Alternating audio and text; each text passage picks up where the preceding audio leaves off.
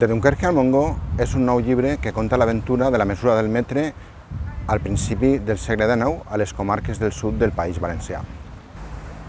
Les unitats físiques, com el metre, el segon i el quilogram, són un element fonamental de la ciència i la societat moderna, però aquestes unitats són una invenció relativament recent.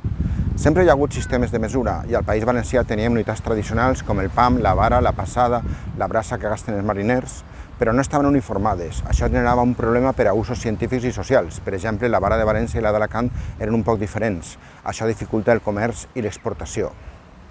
Després de la Revolució Francesa, els membres de l'Assemblea General van voler fer un sistema de mesura racional i universal. El 1790, Talleyrand presenta a l'Assemblea un projecte d'unificació de pesos i mesures. La unitat de mesura, el metre, estaria definida en relació a l'arc d'un quadrant de la Terra. Més concretament, correspondria a una 10.000.000ª part de la distància entre el Pol Nord i l'Equador en el meridià que passa per París. No és casualitat que el quadrant de la circumferència de la Terra té una longitud de 10.000 quilòmetres. És com es va definir el metre. Però com ho van fer en la pràctica?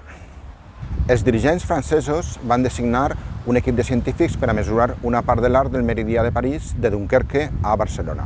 Aquesta distància enorme no es pot mesurar directament, es gasta un procediment de triangulació.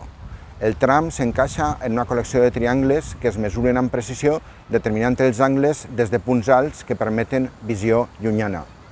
Solament cal mesurar amb precisió un tram i la resta de distàncies s'infereixen en relacions de trigonometria.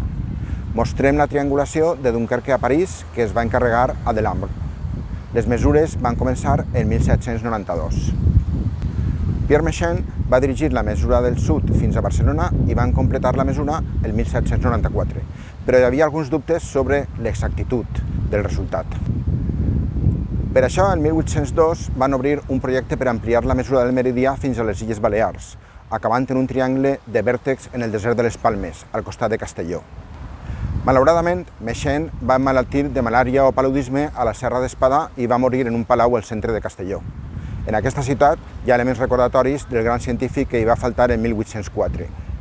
Aleshores, el projecte va quedar en mans de dos científics eminents que després passarien a la història, Jean-Baptiste Biot i Francesc Aragó, que van fer expedicions de mesura entre 1806 i 1808. La triangulació final incloïa punts en el desert de les Palmes, Cullera, les Illes Balears i un punt clau, el Montgó.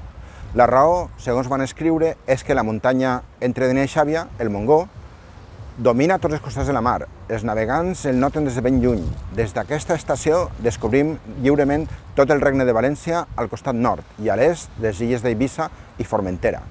Les mesures van incloure tota classe d'aventures, ja que els dos estats, Espanya i França, havien entrat en guerra i els científics van ser considerats espies. Però van aconseguir completar el projecte gràcies a l'ajuda de Jean Morand, cònsol de França a Dénia, i encara queden restes de la caseta de Biot dalt del Montgó.